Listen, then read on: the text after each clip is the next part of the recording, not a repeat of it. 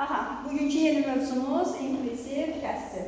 Biz inkluziv təhsili qanunlarda tərifini öyrənmişdik, elə deyilmi? Nə idi inkluziv təhsil? Bütün uşaqların, hətta belə bir şəkil də vermişdik ki, bütün uşaqların birlikdə təhsil alması inkluziv təhsildir. İndi sadəcə tərifini öyrənmişik. İndi inkluziv təhsilin öyrənəcəyi xüsusiyyətləri var, komponentləri, prinsipləri, növləri, təhsilin ayrıca növləri.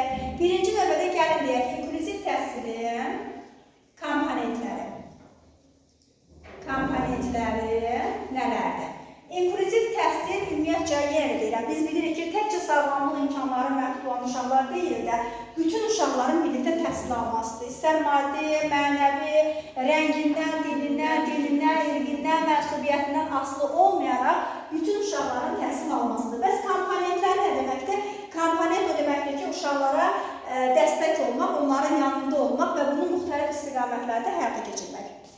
Birinci növbədə komponentləri deyəndə əsas məsələ nə olacaq burada? Əməkdaşlıq.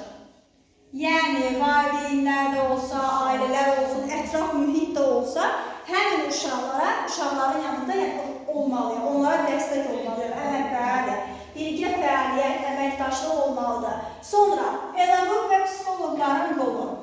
Pedaqoq və psixoloqların rolu. Yəni, pedaqoqlarımız və psixoloqlarımız da həmin inkluziv təhsilə ehtiyacı olan uşaqların yanında olmalıdır. Onlara daima dəstək olmalıdır. Pedaqoq bu deməkdir ki, təhsil barədə, psixoloq bu deməkdir ki, sosiallaşma. Sosial cəhətdən, yəni pedaqoq bir müəllim kimi onlara dərs keçməkdir, psixoloq isə sosial söhbətlərlə, psixoloji söhbətlərlə onlara dəstək olmalıdır. Çünki ən çox dəstəyə ehtiyacı olan uşaqlardır da inkluziv təhsil. Aha, bəs bundan başqa reabilitasiya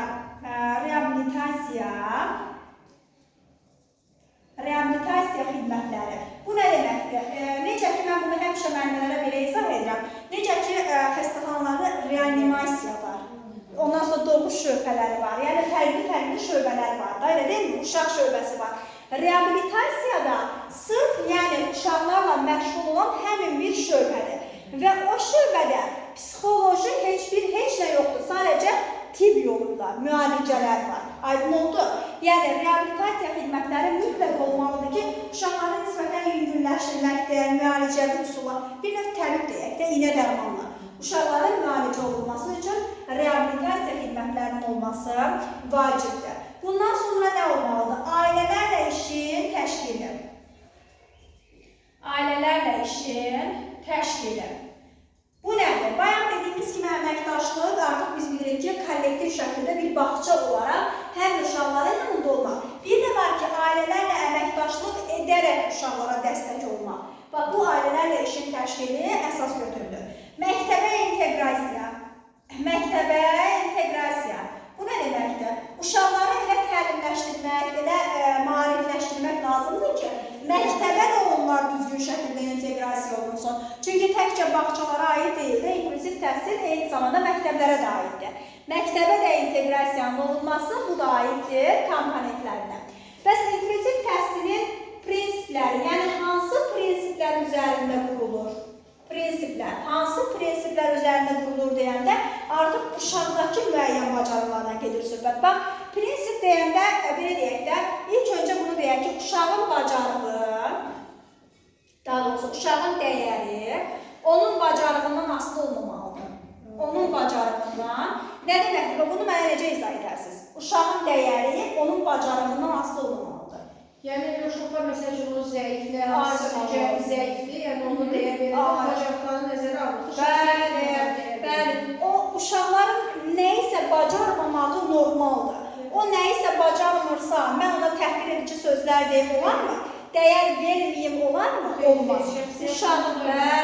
Uşağın dəyəri onun bacarığından asılı deyil. Bəli. Hər bir uşaq hiss edir və düşünür. Hiss edir və düşünür. Yəni, mən bugün uşağa dəyər verməsəm, bəlkə belə deyək də, zəif eşidən və yaxud da danışa bilməyən uşaqdır, amma uşaq nə edir? Hiss edir. hiss edir. Neyini o uşaq düşünür. Ona görə də onun dəyəri onun bacarığından asılı deyil. Hər bir uşağın danışma haqqı var. Söz demək, belə deyim də, hər bir uşağın söz demək haqqı var. Haqqı var. Yəni söz hüququ var uşaqların. O öz fikrini söyləməlidir. Söyləməyi bacarmalıdır. Hər bir uşağın, belə yazacağım, hər bir uşağın dostlarıyla əməkdaşlığa ehtiyacı var. Əməkdaşlığa. Yəni hər bir uşaq dostlarının yanında. Bunu nəyə görə deyirik? Bəzən çox belə təkliflər gəlir ki, bax deyirlər ki, müəllimə, bəs o doğrudurmu ki, məsələn, belə uşaqlar ki, hiperaktiv əslində inklusivlik deyil. Yəni, geridə qalan uşaqlar oldu, zehni cəhətdən, yaxud da əqli, fiziki, müxtəlif. Yəni, mən məşğələ keçirəm, məsələn, belə deyirlər də müəllimələr ki, mən məşğələ keçirəm, məşğələm pozulur, uşaq qalxır, gedir, ay sağ ol. Mən olmuşlu uşaqların da fikri yayınır, xeyr, müəllimə o tarazlığı qorumağı bacarmalıdır. Çünki bu xüsusiyyətlərin hamısı inkluziv təhsil ehtiyacı olan uşaqlar üçündür. Onlar da düşünür, onlar da hiss edir. Mən o uşaqları gətirib digər uşaqların yanında qoymasam, onların özləri ilə eyni mühitdə qalsalar, inkişaf olmayacaq onlarda. Çünki baxmalıdır və götürməlidir. Və tərbiyəçi müəllimə də bunu uşaqlarda formalaşdırmalıdır. Sonra, hər bir uşağın dostlarının əməkdaşlığa ehtiyacı var, hər bir uşaq hiss edir və düşünür. Uşağın dəyəri onun bacarığından asılı deyil. Bunlar nəyə aid oldu? İnkluziv təhsil prinsipi. Bəli, komponentlərində var əməkdaşlıq, belə qrupa psixologların rolu, realitasiya xidmətləri, məktəbə inteqrasiya. Demək, komponentlərində nədən danışdıq? Uşaqlara dəstəkdən danışdıq. Prinsiplərində isə uşağın bacarığından danışdıq. Yəni, uşağın xasiyyəti, belə deyək də, bacarığı, xüsusiyyətlərindən danışdıq. Yaxşı, bəs hansı prinsip, bax, dedi ki, bu prinsiplər qorunmalı, bu komponentlər həyata keçirilməlidir. Bəs inkluziv təhsil uğurlu olsun deyə, uğurlu inteqrasiyası üçün nə etməliyik? Uğurlu inteqrasiya. Uğurlu inteqrasiya deyəndə söhbət nədən gedir? Yəni, uğurlu şəkildə məktəbə inteqrasiya olunması üçün nə olmalıdır tərbiyəçi müəllimdə? Müəllim stresə qarşı necə olmalıdır?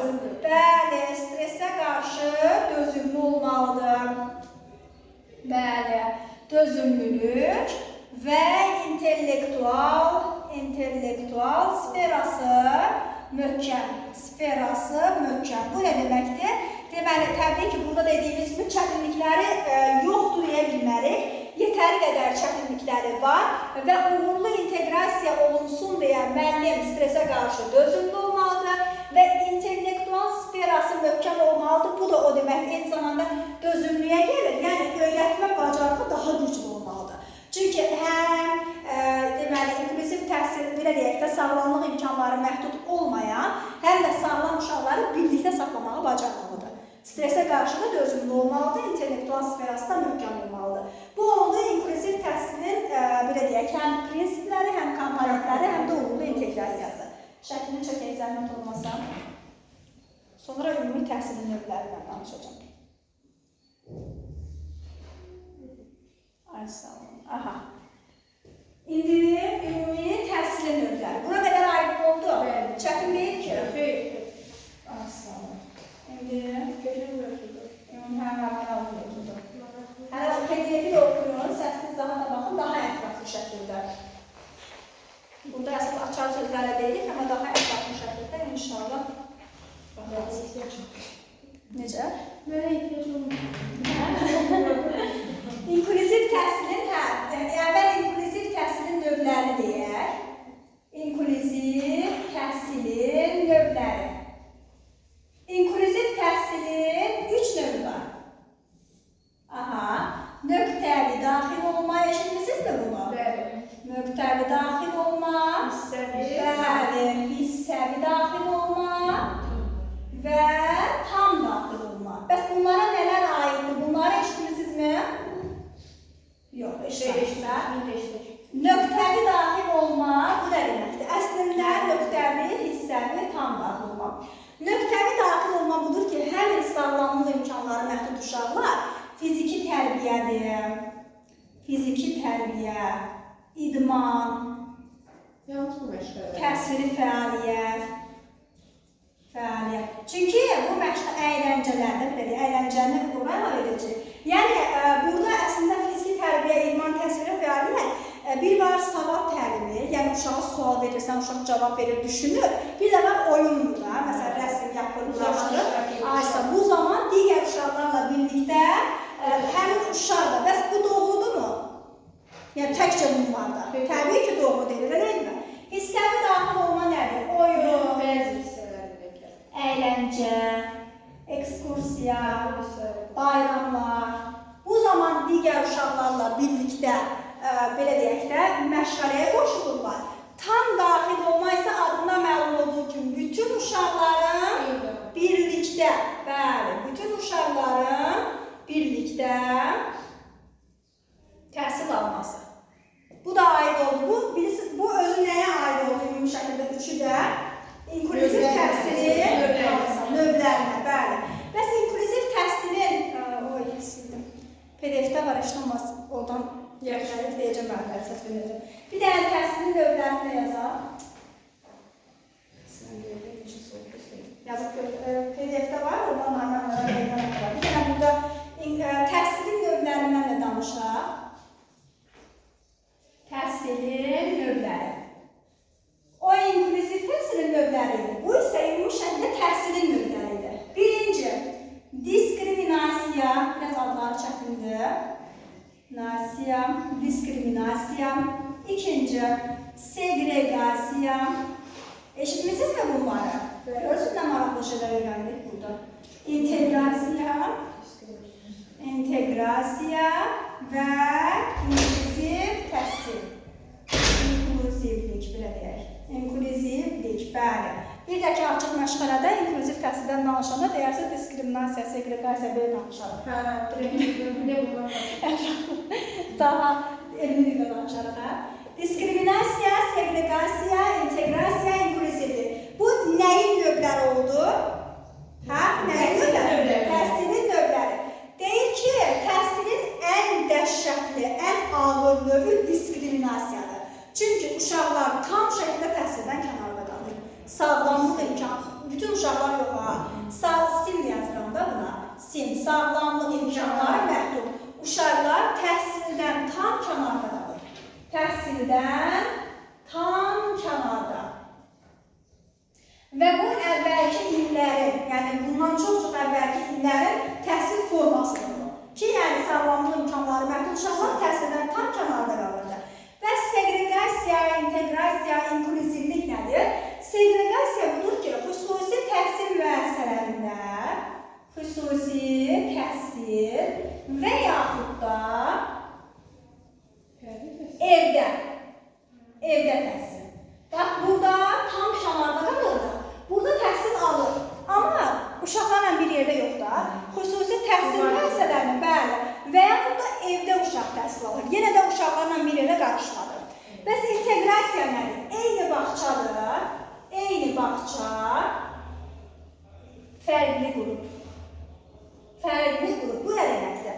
Tutaq ki, iki sayılı bağçadır, oldu, qarşı-qarşıya qruplardır. Qrupun birində sağlamlıq imkanları məhdud uşaqlar var, digərlərində sağlam uşaqlar var. Yəni, aydın oldu bu hissə, eyni bağçadır. Amma otaq qarşı-qarşıya yazan otaqlardır və fərqli proqramlarla başlar. Aydın oldu və təriflərlə. Yəni, fərqli proqramlar, bax, fərqli... Yəni ki, onların logopedlərdə... Bəli, fərqli proqram. Artıq heç bir yerdə yoxdur, hər yerdə inklüziv təhsildir. Bütün uşaqlar birlikdədir. Sadəcə olaraq bu təhsilin növləridir ki, yəni bunları da bilməliyik, çünki düşəcək bir suallardır. Eyni bağça, fərqli qrup, fərqli proqram.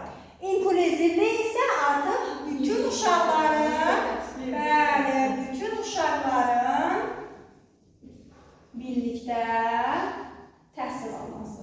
Və salam. Bu da oldu inklüziv təhsil. Bütün uşaqların birlikdə təhsil alması.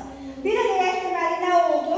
Təhsil növləri, diskriminasiya, segregasiya, integrasiya, diskriminasiya nə oldu?